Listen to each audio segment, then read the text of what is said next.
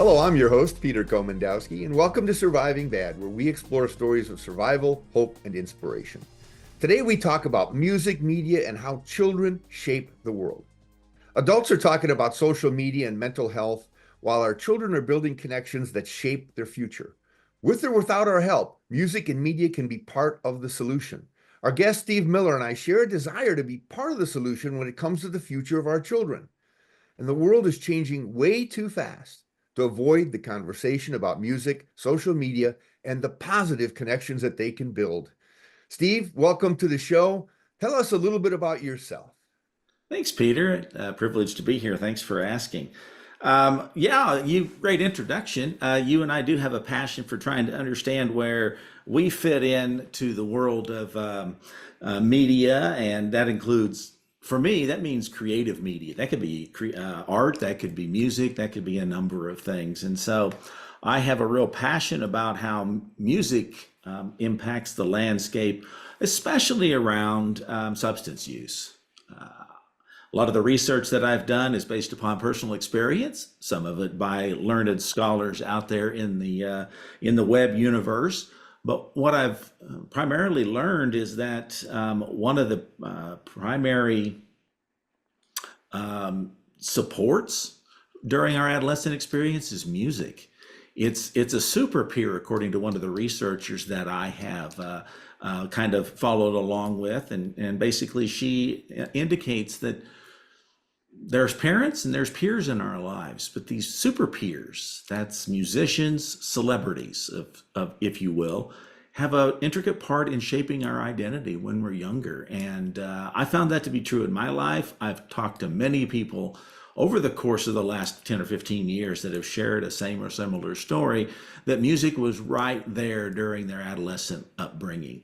And that can be for good or for bad. It can be conscious and it can be unconscious, but music does play a role, similar to what I know you found with social media, can play a role in choices that we make in our life. And that can be detrimental or it can be positive. And so I try to bring that positive aspect to how music can really be a super peer, if you will, and influence our choices in a healthier way.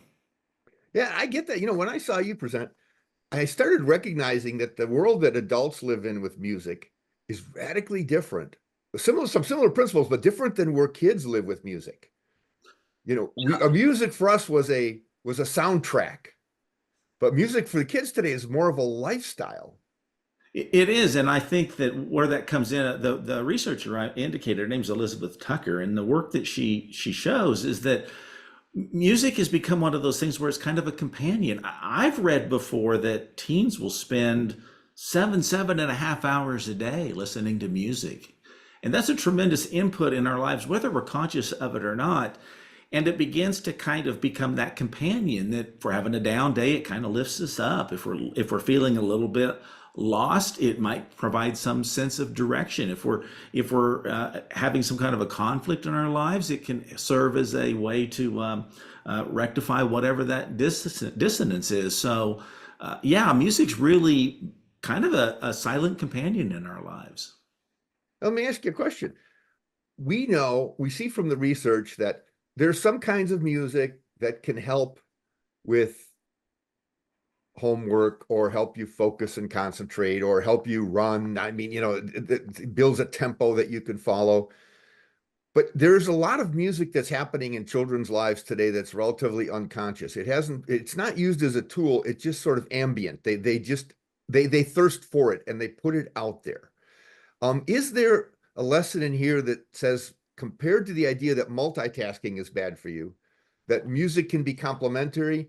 Or should we even be recommending that music is immersive, where children should just listen to music without doing anything else, and will that even give them more positive benefits?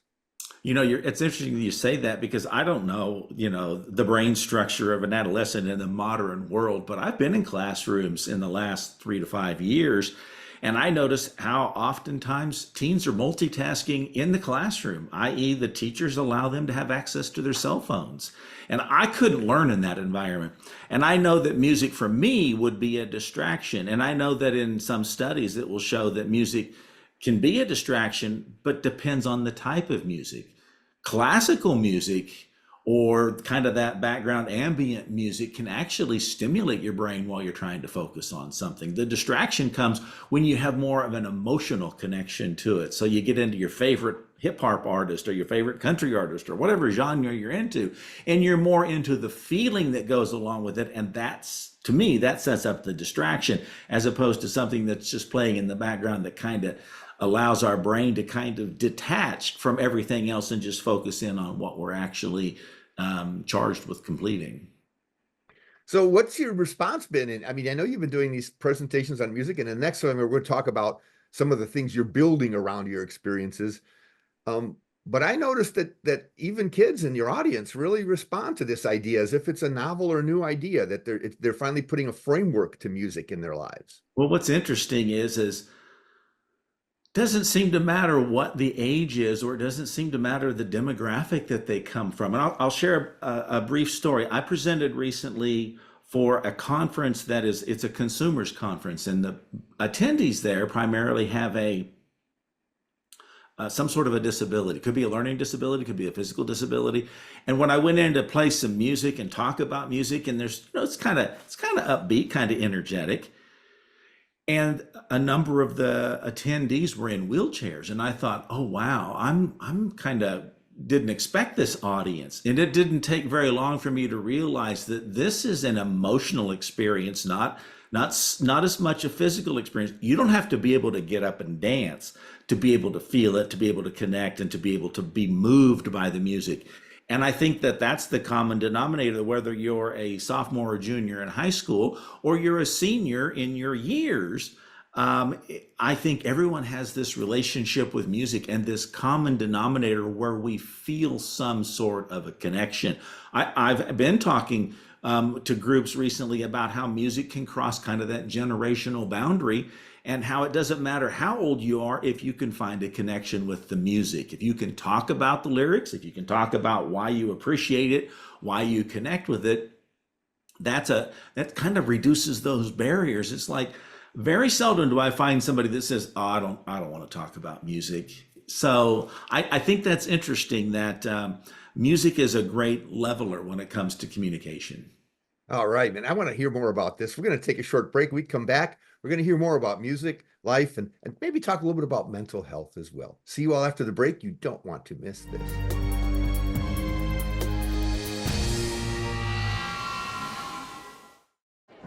The black truck? Hey, Christina from accounting. Yeah, hi. Hey, I used to date a girl named Christina. Oh, really? Yeah, and then she dumped me for my best friend. You want to see some photos of them that I took? I don't. I thought we talked about this, buddy. Buzz and overshared again? Yeah. Yeah. I'm gonna call a car. That's a smart idea. So yeah, I know, that's why I did it. Hey, you're gonna get back to the top of the mountain. Does that mean I'm gonna get back with Christina? No. Oh. No. This is the internet that keeps the TV streaming, the meetings zooming, the playlist flowing, and the doorbell showing Anybody home? who's coming and going. This is the internet that powers the workout, that does the homework, that makes the lights work, that makes for light work, and makes Don't forget to pick up Charlie. your life work. This is the internet that keeps it all connected and has hundreds of people who ensure it's protected. Nice try, hackers. This is the internet voted best because it's extreme, nothing less. Every second, 127 new devices connect to the internet. You can feel it happening, our digital world expanding with every breath.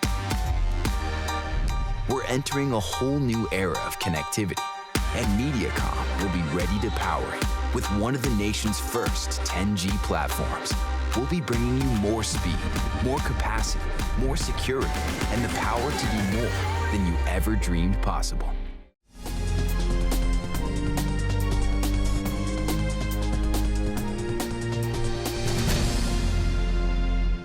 Welcome back to Surviving Bad. I'm your host, Peter Komendowski, and we're speaking with Steve Miller, founder of Voices and Vision of Prevention.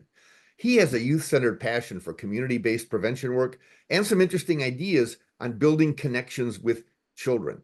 Now, Steve, you're sort of stepping out into your own thing. I mean, you're recognizing that maybe all of the old school prevention and getting kids to understand the risks they face isn't necessarily all up to current technologies, especially when it comes to the social media and the bathing of music in every aspect of their lives, from Taylor Swift to some ambient music on an elevator or something. What prompted you to take that risk, to jump into this thing saying, I feel like I need to get my voice out here, because the traditional voices, though they can work with some people, really give me an opportunity?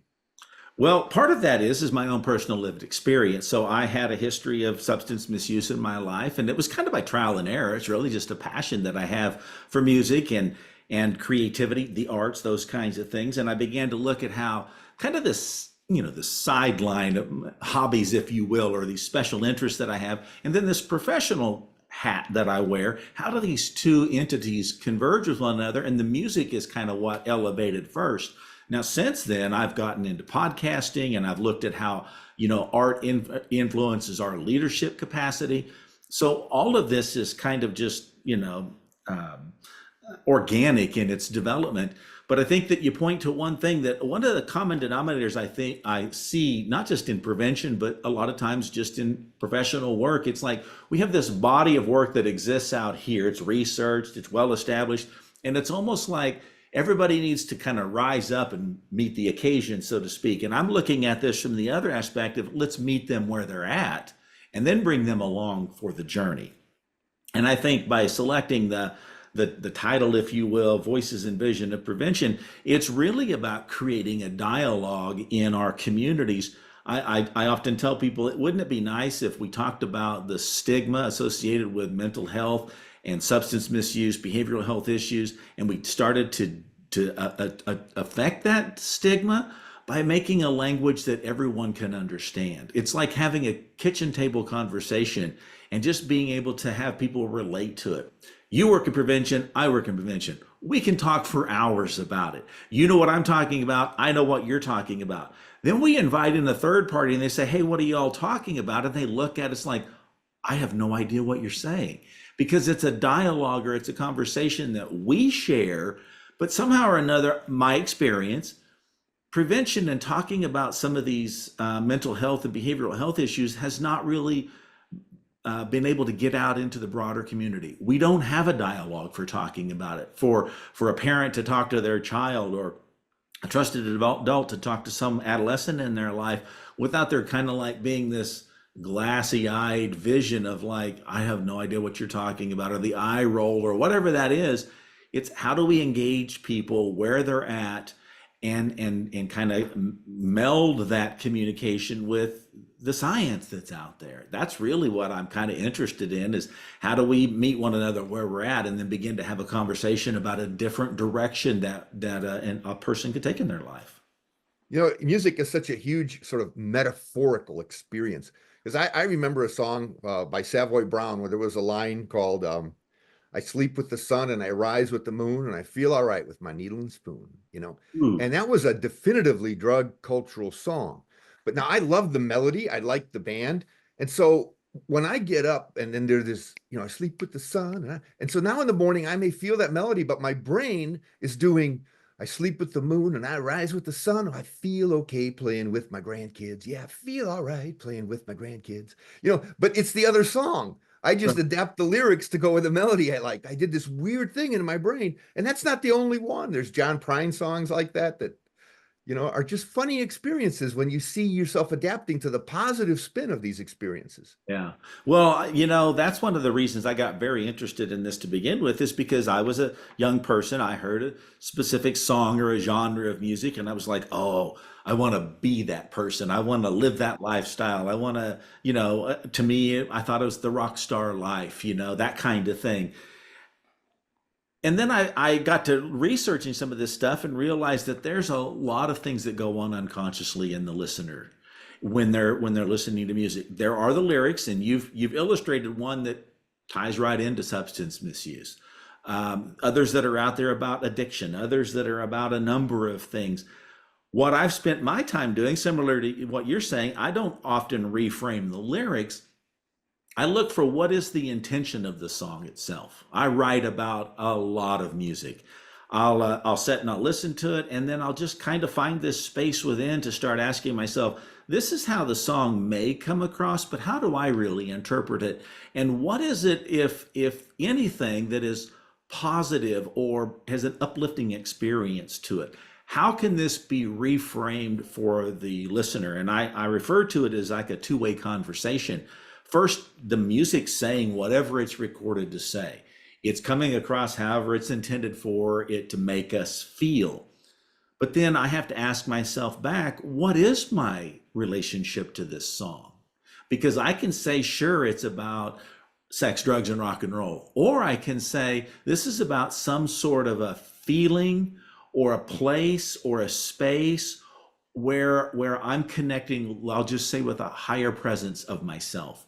So that I can have a completely different experience with a song that at one time was detrimental. Now I can find where it's actually something that is positive in my life.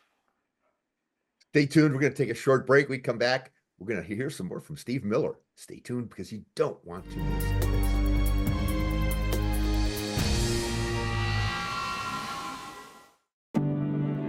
Today, more than ever, you need fast, reliable internet. At Mediacom, we want you to know you can count on us. Our fiber-powered 100% gigabit technology network was built for the future. We have enormous capacity and power and 99.99% network reliability. So even though these are uncertain times, we're prepared. And you can be certain we'll keep your world connected. This is the internet that keeps the TV streaming, the meetings zooming, the playlist flowing, and the doorbell showing Anybody home? who's coming and going. This is the internet that powers the workout, that does the homework, that makes the lights work, that makes for light work, and makes Don't forget to pick up Charlie. your life work. This is the internet that keeps it all connected and has hundreds of people who ensure it's protected. Nice try, hackers. This is the internet voted best because it's extreme, nothing less. Multiple studies have shown that marijuana can slow both driver reaction and response time, which can be really dangerous. He's here. He's here. Wait. What? I can't drive. Why? I'm high. Oh.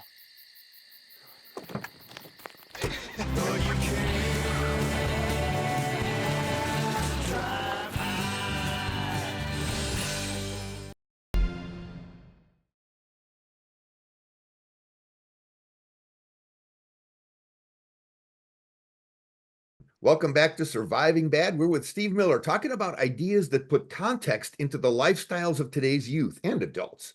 You know, leadership and creative ideas that actually relate to the way children explore and learn. And sometimes instead of traditional warnings and prevention that are based on bad things that happen, and focusing on the good of things like music. Steve? Well, you know what's interesting? We were talking during the break, and I do believe that this is true. There's a curriculum out there that I used to facilitate a lot. It's called Guiding Good Choices, but it's really about, it's a family-based conversation model is really what it is, and it's about being intentional, about talking about what's going on in your child's life. But you and I get together, Peter, we talk about the highs and lows. We're intentional about it, and I think adults do that.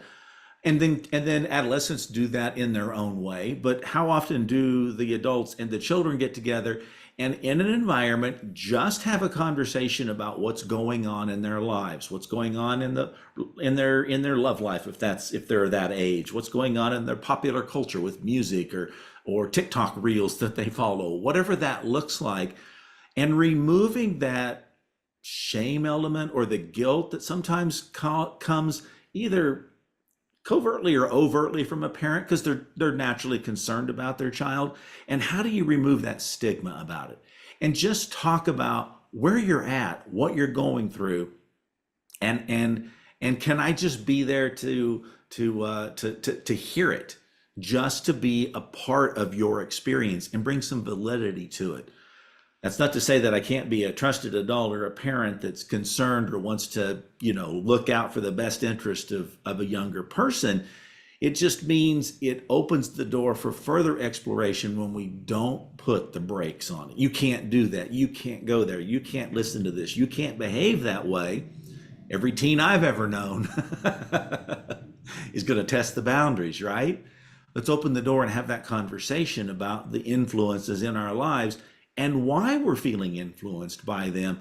Because I feel like if you meet them where they're at and we can just have this conversation that's a level playing field, we're more apt to make healthier decisions. You know, I had an interesting experience since I saw you speak last time. We both spoke at a conference down in St. Louis. I ran into a parent in a group session I did, and they were talking about how the kid was shutting them out with their music. They would play it loud, or they'd put their headphones on, and they would drift away, and they couldn't break through that. And I just out of the blue said, well, have you tried to ask them to make you like a mixtape of their favorite songs?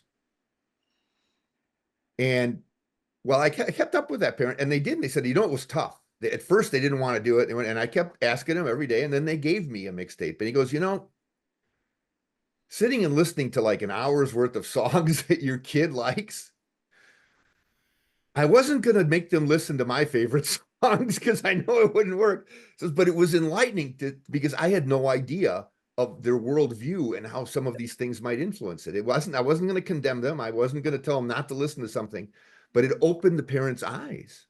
Yeah. That's pretty powerful. Yeah, it really is.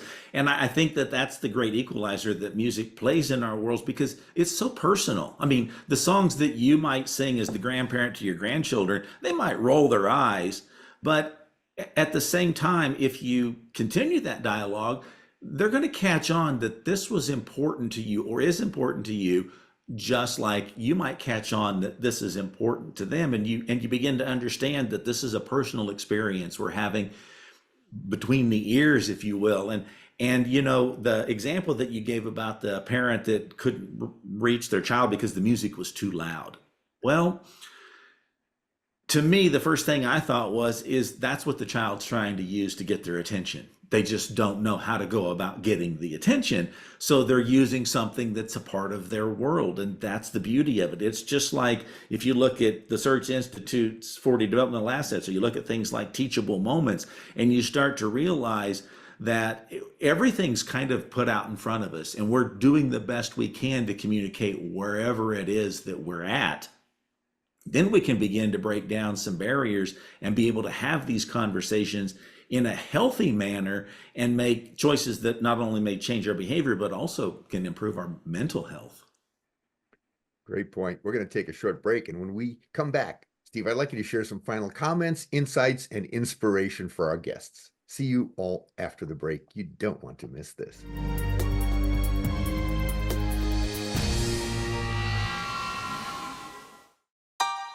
Every second, 127 new devices connect to the internet. You can feel it happening, our digital world expanding with every breath. We're entering a whole new era of connectivity, and MediaCom will be ready to power it with one of the nation's first 10G platforms. We'll be bringing you more speed, more capacity, more security, and the power to do more than you ever dreamed possible. This is the internet that keeps the TV streaming, the meetings zooming, the playlist flowing, and the doorbell showing Anybody home? who's coming and going. This is the internet that powers the workout, that does the homework, that makes the lights work, that makes for light work, and makes Don't forget to pick up Charlie. your life work. This is the internet that keeps it all connected and has hundreds of people who ensure it's protected. Nice try, hackers. This is the internet voted best because it's extreme, nothing less. This is the internet that keeps the TV streaming, the meetings zooming, the playlist flowing, and the doorbell showing Anybody home? who's coming and going. This is the internet that powers the workout, that does the homework, that makes the lights work, that makes for light work, and makes Don't forget to pick up Charlie. your life work. This is the internet that keeps it all connected and has hundreds of people who ensure it's protected. Nice try, hackers. This is the internet voted best because it's extreme, nothing less.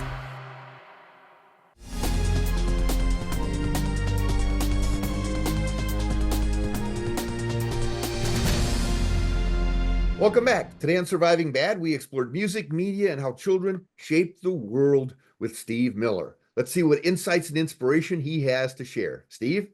Well, you know, before we went to the break, Peter, I kind of was going down this path and I was thinking about what they call teachable moments. And that's really where you set the stage where you can engage with the young person in your life. Maybe you're not their parent, and it really comes down to being able to have a non-confrontational dialogue. And whether it's music or whether it's art or whether it's just conversation for conversation's sake, there is a way to engage in any person's life, but in the life of young people in a way that can be meaningful and impactful. And there's so much research out there that substantiates what it is that I'm trying to talk about here, and what I've been trying to practice for the last decade or so is really just being able to engage, as I said in the onset, meet them where they're at, and it'll make a huge difference, not only in their life, but in your life. So you go down this road. How hard is it to get the audience of parents to engage in this, or is it easier to get the audience of children? And what tips would you give children to communicate with their parents? You know, some of my experience has been is if they're in the same room at the same time, it almost invariably the teens catch on quicker than the parents do. The teens understand that they are trying to reach their parents. They don't have to know that as a teenager, my brain's not fully developed and it cannot match the cognitive development of my parents. They just know they speak a different language, and they'll say things like, you know, you're old, or that was when dinosaurs walked the earth, or whatever it is that they say. And it's just that teens want to be heard. Doesn't mean they're right, doesn't mean they're going to get their way. It just means they're trying to figure out how to be who they are, and they're going to figure out a way to either say it or demonstrate it.